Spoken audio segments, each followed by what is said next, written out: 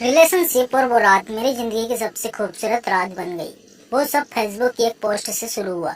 मैं एक entrance exam की तैयारी कर रही थी और इसी सिलसिले में मैंने फेसबुक पर कुछ पेजेस ज्वाइन किए थे। एक ऐसे ही तैयारी कर रहे ग्रुप के फेसबुक पेज पर मैंने एक सवाल पूछा और उसने इस पर कमेंट किया। वो ये एग्जाम दोबारा दे रहा था, इसलिए मैंने उसे फेसबुक पर ही एक पर्सनल मैसेज किया। इसके बाद हम दोनों के बीच बातचीत शुरू हो गई फेसबुक पर। यह बातचीत रोजाना होने लगी। हम दोनों एग्जाम के बारे में बात करते थे। कुछ समय पर मैंने उससे पूछा कि क्या हम व्हाट्सएप पर बात कर सकते हैं। वो मान गया और हम दोनों ने अपना मोबाइल नंबर एक दूसरे के साथ शेयर किया। शुरू शुरू में हम दोनों सिर्फ पढ़ाई की ही बातें करते थे। ज्यादातर हमारे बीच रात को ही बात होती थी। हम दोनों तैयारी में एक दूसरे की मदद करते थे। एक दिन ऐसे ही बात करते हुए रिलेशनशिप पर बात शुरू हो गई। मुझे यकीन नहीं होता कि तुम्हारा कभी कोई बॉयफ्रेंड नहीं रहा। व्हाट्सएप पर चैट करते हुए उसने मुझसे पूछा। मैं हमेशा पढ़ाई में ही लगी रहती थी, इसलिए शायद कभी जरूरत ही महसूस नहीं हुई। जब किसी लड़की का कोई बॉयफ्रेंड नहीं होता है तो वो शायद यही बोलती है। मैं वैसे बहुत हंसमुख थी और मेरे बहुत सारे दोस्त थे, लेकिन मैं कभी किसी रिलेशनशिप में नहीं पड़ी थी। ये बहुत स्ट्रेंज है। मतलब मेरी भी एक गर्लफ्रेंड थी 2 साल पहले, लेकिन हमारा ब्रेकअप हो गया। मैंने जवाब में बस एक स्माइल भेज दी। फिर हमारे बीच किसिंग के बारे में बात शुरू हुई। मैंने अपनी जिंदगी में कभी किसी को किस नहीं किया था। ऑब्वियसली उसने अपनी पहली रिलेशनशिप में किस एक्सपीरियंस किया था। अचानक से उसने पूछा, अगर मैं तुम्हें अभी इसी वक्त किस कर लूँ तो कैसा लगेगा। जब मैंने उसका ये मैसेज पढ़ा तो मेरा चेहरा लाल हो गया। मैं उस वक्त बेड पर लेटी हुई थी और कमरे की लाइट ऑफ कर दी थी। मैं उसे कुछ ही दिन से जानती थी, लेकिन उसका ये सवाल मुझे बिल्कुल भी बुरा नहीं लगा। मुझे नहीं पता हम एक दूसरे को जानते ही कितना है। हम दोनों तो एक शहर में भी नहीं रहते। मैंने उसे मैसेज लिखकर भेजा। शायद मुझे उससे इन सब चीजों के बारे में बात नहीं करनी चाहिए थी, लेकिन पता नहीं क्यों मुझे ये सब अच्छा लग रहा था। सोचो, अगर मैं तुम्हें जोर से पकड़कर अपने पास खींच लूं और तुम्हें किस कर लूं तो तुम क्या करोगे। उसने पूछा, क्या होगा अगर मैं तुम्हें धक्का देकर दूर हटा दूं। मुझे समझ ही नहीं आया कि और क्या बोलूं। वो जिस तरह से मुझसे फ्लर्ट कर रहा था मुझे अच्छा लग रहा था। मुझे पता था कि इन सब बातों का कोई अंजाम नहीं होगा। शायद इसलिए मैं उससे ये सब बात कर पा रही थी, बिना कोई प्रेशर और डिस्कम्फर्ट फील किए बिना। फर्स्ट टाइम फिर मैं तुम्हें और जोर से पकड़ लूंगा और तुम्हें कुछ नहीं करने दूंगा। मैं अपने होंठ तुम्हारे होठों पर रख दूंगा और तुम्हें जोर से किस करूंगा। तुम्हें अच्छा लगेगा। जिस वक्त मैंने वो पढ़ा मुझे सच में उसकी जरूरत महसूस होने लगी। मुझे शायद वो अच्छा लगेगा। मैंने एक नॉटी स्माइल के साथ उसे लिखकर भेजा। मैं उस वक्त मुस्कुरा रही थी। उस पूरी रात हमने इसी तरह की बात की।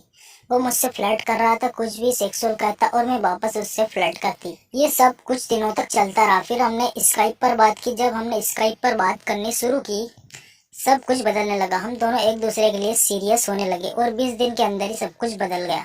और इस तरह वो मेरा पहला बॉयफ्रेंड बना। हम दोनों का एंट्रेंस एग्जाम 16 अक्टूबर को दिल्ली में था। हम दोनों ने फैसला किया कि हम दिल्ली में मिलेंगे और एक रात एक दूसरे के साथ किसी होटल में रहेंगे। हम दोनों के बीच सब बहुत अच्छा चल रहा था और हम सेक्स के बारे में बात करते थे। लेकिन दिल्ली जाने के सिर्फ एक हफ्ते पहले उसने कहा कि वो मुझसे नहीं मिल सकता, क्योंकि उससे कोई बहुत जरूरी काम है और उसे एग्जाम देने के बाद फौरन वापस जाना होगा।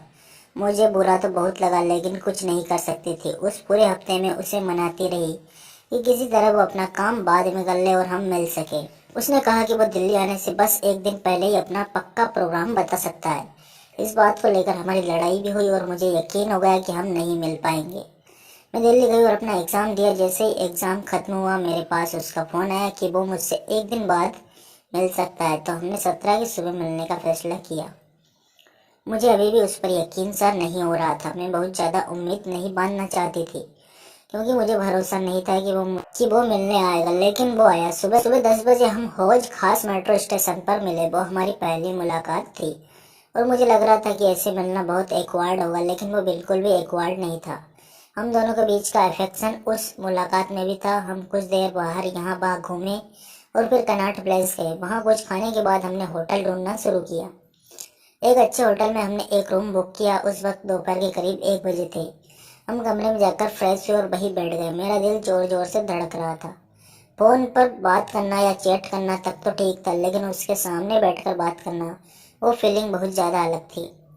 मैंने बहाना किया कि मैं थक गई हूँ और बेड पर लेट गई। उसने कमरे की लाइट ऑफ कर दी और मेरे साथ बेड पर ही लेट गया। मैं बेड के एक कोने में जाकर सिमट गई और खुद को ब्लैंकेट में छुपा लिया। वो बेड पर आया और उसने मुझे अपने पास खींच लिया बिना एक शब्द बोले। उसने मुझे किस किया, मैंने भी उसे वापस किस किया। उतने ही पैशन के साथ धीरे धीरे हम दोनों आगे बढ़े।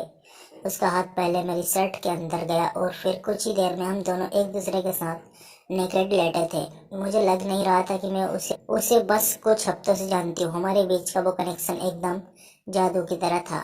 कुछ देर यूं ही एक दूसरे के साथ कडलिंग के बाद हम दोनों ने कपड़े पहने और बाहर कुछ खाने के लिए चले गए।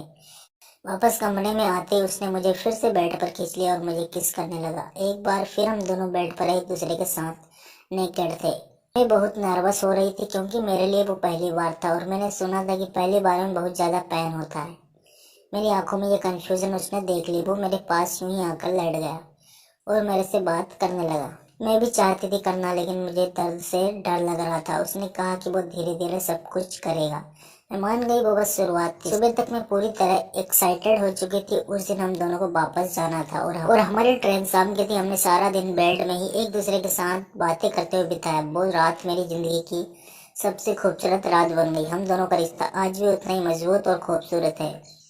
हम दोनों रोज बात करते और स्काइप पर बात करते हैं। मैं हमेशा से चाहती थी कि मेरा फर्स्ट टाइम ऐसा ही हो जैसे सब कुछ हुआ, और मुझे बहुत अच्छा लगता है बार बार वो सब सोचना भी। अगर तुम ये पढ़ रहे हो तो मैं तुम्हें कहना चाहती हूँ, लव यू। मैंने तुमसे ये कभी नहीं कहा क्योंकि मुझे डर लगता था कि पता नहीं तुम भी मुझे लव करोगे या नहीं, लेकिन जब भी समय आएगा तो मैं खुद तुमसे कहूंगी।